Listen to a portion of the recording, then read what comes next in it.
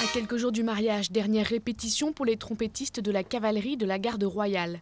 Le régiment est convoqué pour les grands événements nationaux et en ce moment, ils jouent et rejouent leurs morceaux en espérant que tout sera parfait.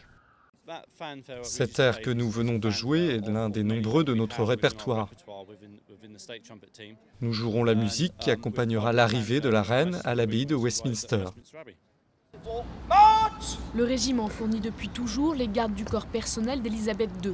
Sa cavalerie, célèbre pour ses casques à plumes, trottera aux côtés des invités royaux le 29 avril. On aura deux groupes différents. Le premier conduira les carrosses des fiancés, de leurs témoins et de leurs proches. Le deuxième sera celui de la reine. Cette escorte des souverains est la plus importante. C'est l'équivalent de ce que l'on a lors de grands événements, comme l'ouverture du Parlement. On a l'habitude. Il faut juste qu'on connaisse précisément le nombre d'hommes et de chevaux dont nous avons besoin. On fait les répétitions en fonction pour atteindre le niveau auquel nous devons aboutir.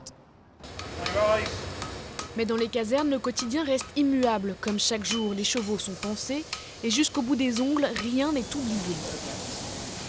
Cette préparation très minutieuse est un rituel traditionnel pour le régiment, ce qui n'empêche pas le stress de dernière minute.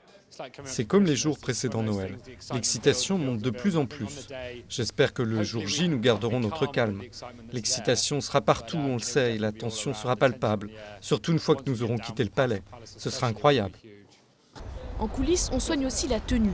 Les cavaliers enduisent leurs habits et leurs bottes d'une émulsion spéciale pour que tout brille. Et de la botte à la boucle de ceinture, tout devra être parfaitement ajusté. Plus d'1 millier de militaires seront postés au bord de la route que les jeunes mariés emprunteront après la messe, de l'abbaye de Westminster au palais de Buckingham.